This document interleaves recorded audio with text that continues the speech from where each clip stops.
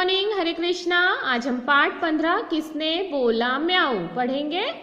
रोचक कहानी, यह एक कहानी है। अब मैं पढ़ती हूँ, आप सब बुक में ध्यान दो। शेरू कुत्ता एक चारपाई के नीचे सो रहा था।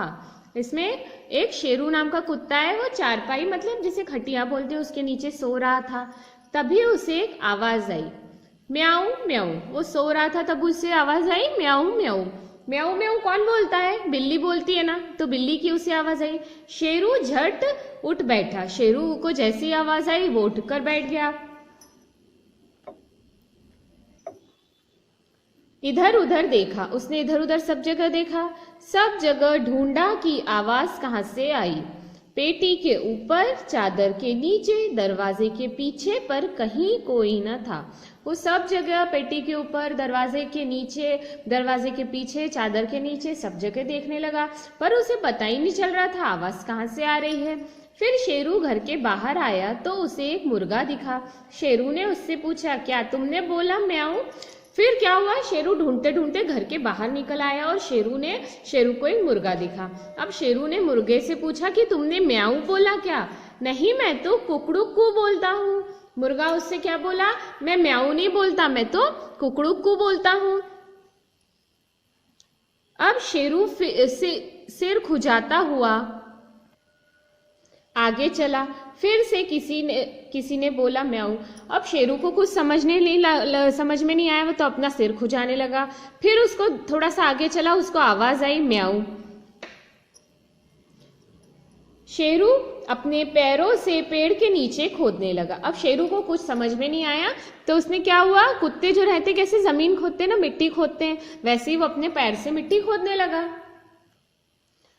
बिल से एक चूहा फुदक कर निकला। अब जब उसने मिट्टी खोल दी तो वो बिल से क्या हुआ, एक चूहा बाहर आया और वो फुदक कर बाहर निकला। शेरू ने पूछा, तुमने बोला म्याऊ? तो शेरू क्या हुआ, चूहे से पूछने लगा कि तुमने म्याऊ बोला क्या? नहीं, मैं तो चूचू चूचू बोलता हूँ। क्या बोला उसे चूहे ने? मैं तो चूचू बोलता हूँ। और चूचू बोलते चूहा भाग गया और चूहा ऐसे ही चूचू बोलते हुए भाग गया।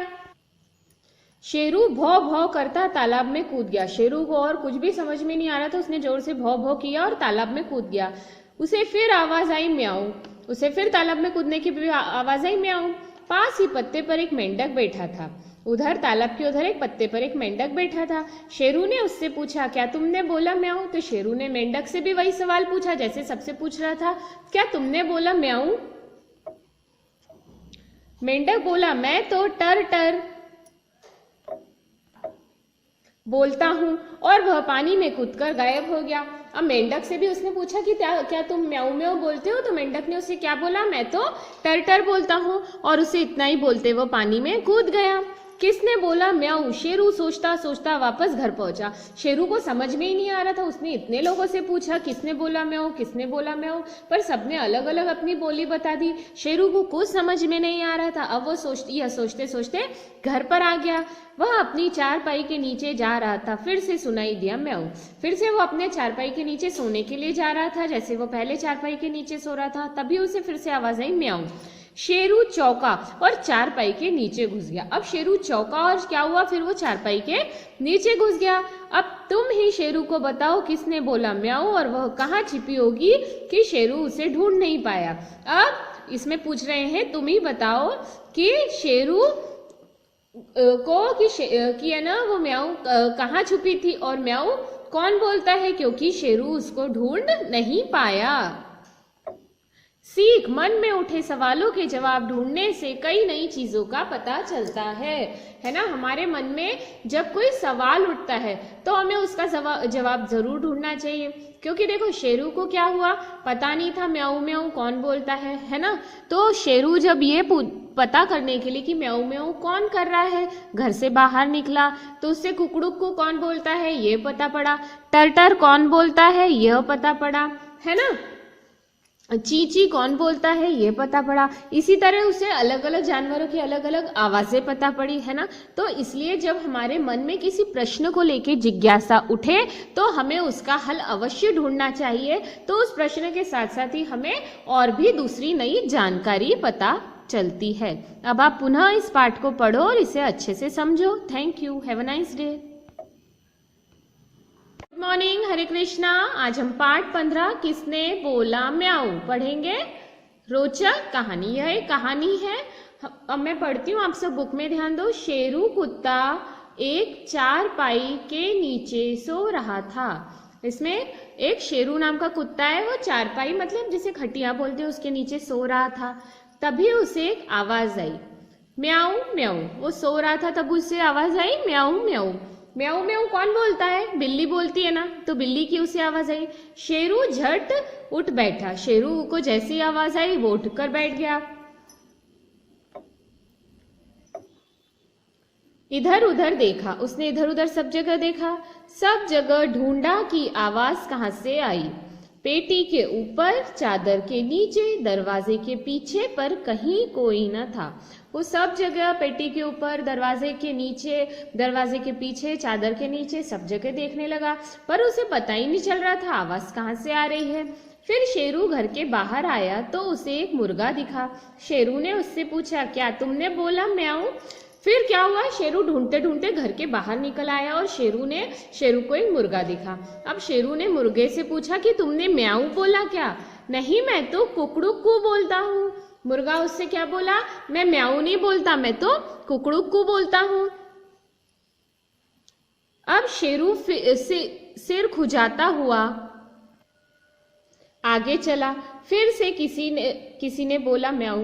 अब शेरू को कुछ समझ में नहीं आया, वो तो अपना सिर खुजाने लगा। फिर उसको थोड़ा सा आगे चला, उसको आवाज आई म्याऊ। शेरू अपने पैरों से पेड़ के नीचे खोदने लगा। अब शेरू को कुछ समझ में नहीं आया तो उसने क्या हुआ, कुत्ते जो रहते कैसे जमीन खोदते ना, मिट्टी खोदते हैं, वैसे ही वो अपने पैर से मिट्टी खोदने लगा। बिल से एक चूहा फुदक कर निकला। अब जब उसने मिट्टी खोल दी तो वो बिल से क्या हुआ, एक चूहा बाहर आया और वो फुदक कर बाहर निकला। शेरू ने पूछा, तुमने बोला म्याऊ? तो शेरू क्या हुआ, चूहे से पूछने लगा कि तुमने म्याऊ बोला क्या?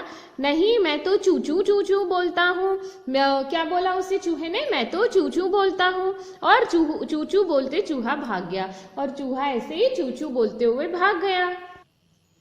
शेरू भौ भौ करता तालाब में कूद गया। शेरू को और कुछ भी समझ में नहीं आ रहा था, उसने जोर से भौ भौ किया और तालाब में कूद गया। उसे फिर आवाज आई म्याऊ।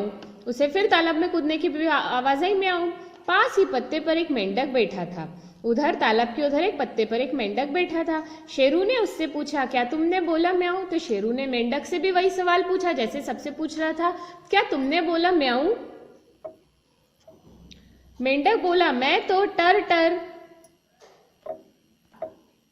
बोलता हूँ, और वह पानी में कूदकर गायब हो गया।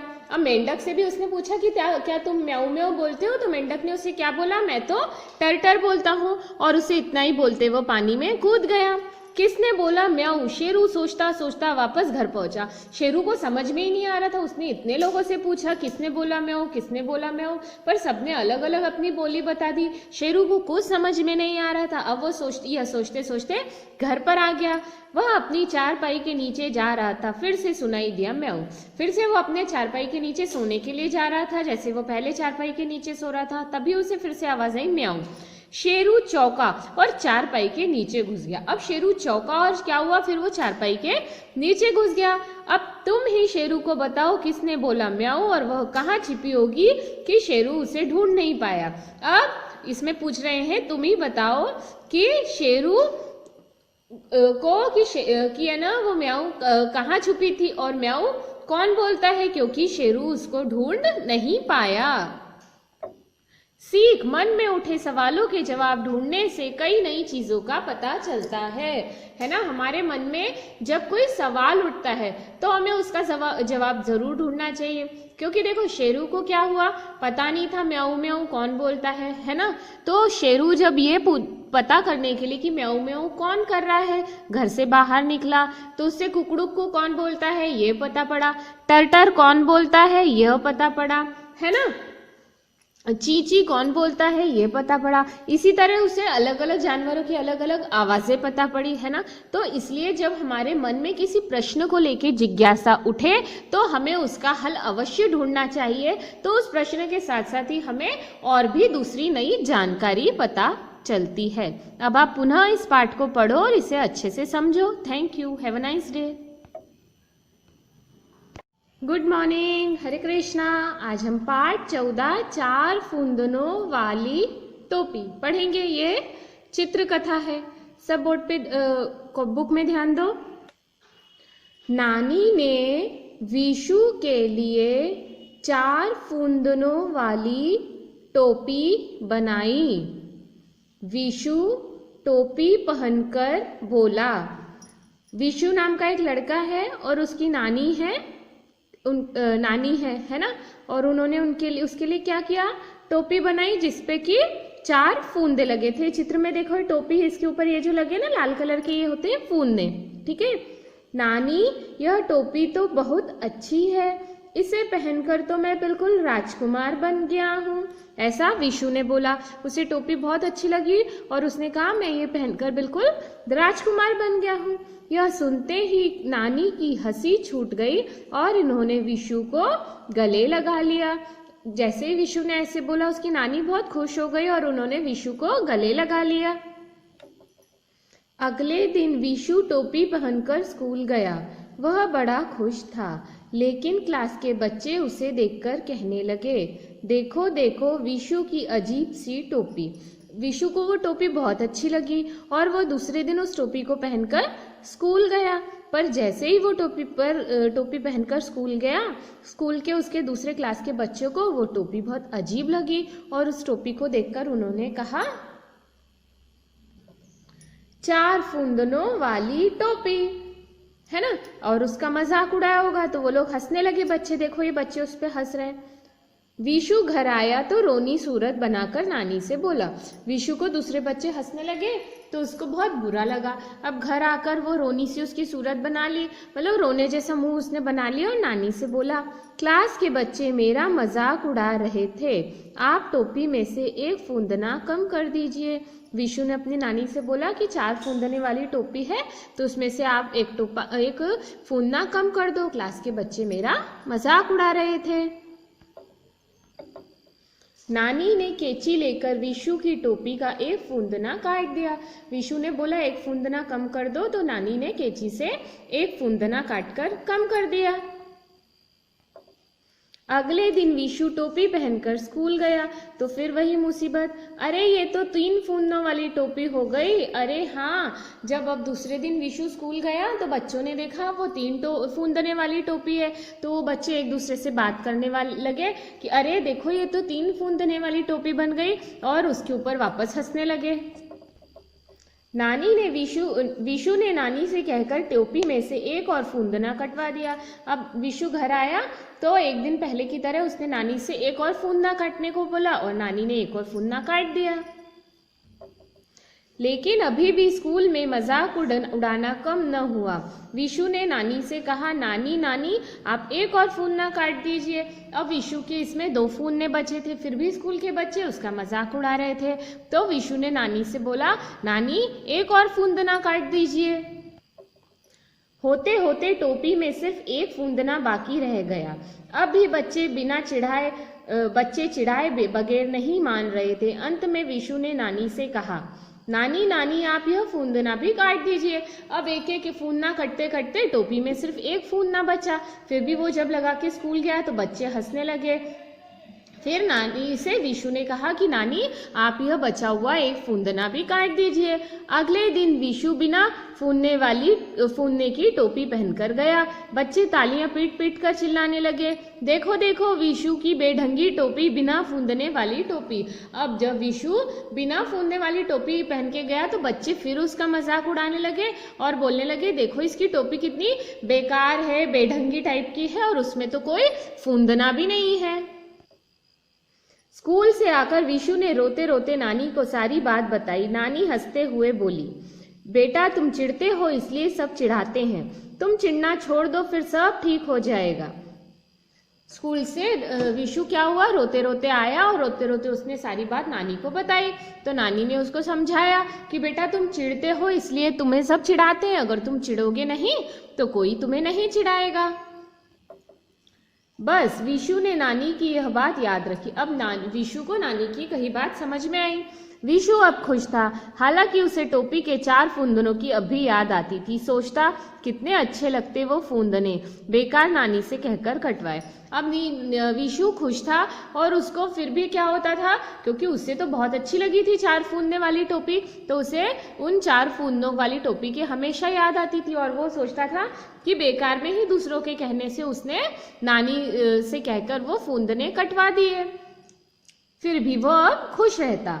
सीख, हमें किसी के चिढ़ाने से चिढ़ना नहीं चाहिए, है ना। तो हमने पढ़ा क्या क्या इस कहानी से शिक्षा मिलती है कि हमें कोई चिढ़ाए तो हमें चिढ़ना नहीं चाहिए, हमें जो अच्छा लगता है हमें वो करना चाहिए। फिर सामने वाला उसके लिए हमें मजाक भी उड़ाए तो हमें उसका बुरा नहीं मानना चाहिए। अगर हम किसी की बातों से चिढ़ेंगे तो सामने वाला हमें और चिढ़ाएगा। तो आप लोग भी ऐसे ही करा करो, किसी के चिढ़ने से कभी भी चिढ़ा मत करो, ठीक है। अब आप लोग पुनः एक बार पाठ पढ़ो और इसे अच्छी तरह समझो। Thank you, have a nice day. Good morning, Hare Krishna. आज हम पाठ 15 किसने बोला म्याऊ पढ़ेंगे। रोचक कहानी, यह एक कहानी है। अब मैं पढ़ती हूँ, आप सब बुक में ध्यान दो। शेरू कुत्ता एक चारपाई के नीचे सो रहा था। इसमें एक शेरू नाम का कुत्ता है, वो चारपाई मतलब जिसे खटिया बोलते हैं उसके नीचे सो रहा था। तभी उसे एक आवाज आई, म्याऊ म्याऊ। वो सो रहा था तब उससे आवाज आई म्याऊ म्याऊ। म्याऊ म्याऊ कौन बोलता है, बिल्ली बोलती है ना, तो बिल्ली की उसे आवाज आई। शेरू झट उठ बैठा। शेरू को जैसी आवाज आई वो उठकर बैठ गया। इधर उधर देखा, उसने इधर उधर सब जगह देखा, सब जगह ढूंढा कि आवाज कहाँ से आई। पेटी के ऊपर, चादर के नीचे, दरवाजे के पीछे, पर कहीं कोई न था। वो सब जगह, पेटी के ऊपर, दरवाजे के नीचे, दरवाजे के पीछे, चादर के नीचे, सब जगह देखने लगा, पर उसे पता ही नहीं चल रहा था आवाज कहाँ से आ रही है। फिर शेरू घर के बाहर आया तो उसे एक मुर्गा दिखा। शेरू ने उससे पूछा, क्या तुमने बोला म्याऊ। फिर क्या हुआ, शेरू ढूंढते ढूंढते घर के बाहर निकल आया और शेरू को एक मुर्गा दिखा। अब शेरू ने मुर्गे से पूछा कि तुमने म्याऊ बोला क्या। नहीं, मैं तो कुकड़ुक्कू बोलता हूँ। मुर्गा उससे क्या बोला, मैं म्याऊ नहीं बोलता, मैं तो कुकड़ुक्कू बोलता हूँ। अब शेरू सिर खुजाता हुआ आगे चला। फिर से किसी ने बोला म्याऊ। अब शेरू को कुछ समझ में नहीं आया, वो तो अपना सिर खुजाने लगा। फिर उसको थोड़ा सा आगे चला, उसको आवाज आई म्याऊ।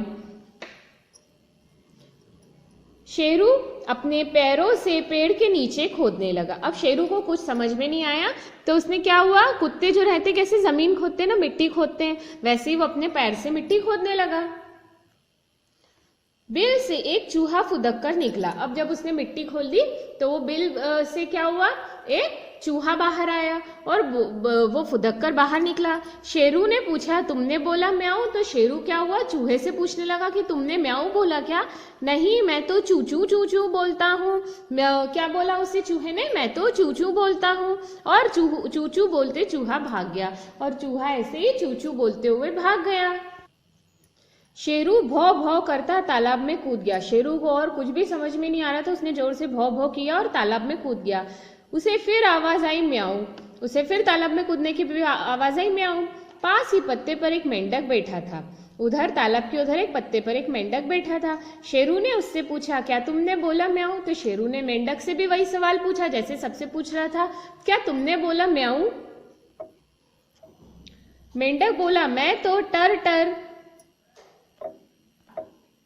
बोलता हूँ, और वह पानी में कूदकर गायब हो गया। अब मेंढक से भी उसने पूछा कि क्या तुम म्याऊ म्याऊ बोलते हो। तो मेंढक ने उसे क्या बोला, मैं तो टर टर बोलता हूँ, और उसे इतना ही बोलते वो पानी में कूद गया। किसने बोला म्याऊ। शेरू सोचता सोचता वापस घर पहुंचा। शेरू को समझ में ही नहीं आ रहा था, उसने इतने लोगों से पूछा किसने बोला म्याऊ, किसने बोला म्याऊ, पर सबने अलग अलग अपनी बोली बता दी। शेरू को कुछ समझ में नहीं आ रहा था। अब वो सोचते सोचते घर पर आ गया। वह अपनी चारपाई के नीचे जा रहा था। फिर से सुनाई दिया म्याऊ। फिर से वो अपने चारपाई के नीचे सोने के लिए जा रहा था, जैसे वो पहले चारपाई के नीचे सो रहा था। तभी उसे फिर से आवाज आई म्याऊ। शेरू चौका और चारपाई के नीचे घुस गया। अब शेरू चौका और क्या हुआ, फिर वो चारपाई के नीचे घुस गया। अब तुम ही शेरू को बताओ किसने बोला म्याऊ और वह कहाँ छिपी होगी कि शेरू उसे ढूंढ नहीं पाया। अब इसमें पूछ रहे हैं तुम ही बताओ कि शेरू को कि है ना वो म्याऊ कहाँ छुपी थी और म्याऊ कौन बोलता है क्योंकि शेरू उसको ढूंढ नहीं पाया। सीख, मन में उठे सवालों के जवाब ढूंढने से कई नई चीजों का पता चलता है ना। हमारे मन में जब कोई सवाल उठता है तो हमें उसका जवाब जरूर ढूंढना चाहिए, क्योंकि देखो शेरू को क्या हुआ, पता नहीं था म्याऊ म्याऊ कौन बोलता है ना। तो शेरू जब ये पता करने के लिए कि म्याऊ म्याऊ कौन कर रहा है, घर से बाहर निकला तो उससे कुकड़ुक को कौन बोलता है ये पता पड़ा, टरटर कौन बोलता है यह पता पड़ा, है ना, चींची कौन बोलता है ये पता पड़ा। इसी तरह उसे अलग अलग जानवरों की अलग अलग आवाजें पता पड़ी, है ना। तो इसलिए जब हमारे मन में किसी प्रश्न को लेकर जिज्ञासा उठे तो हमें उसका हल अवश्य ढूंढना चाहिए। तो उस प्रश्न के साथ साथ ही हमें और भी दूसरी नई जानकारी पता चलती है। अब आप पुनः इस पाठ को पढ़ो और इसे अच्छे से समझो। Thank you. Have a nice day.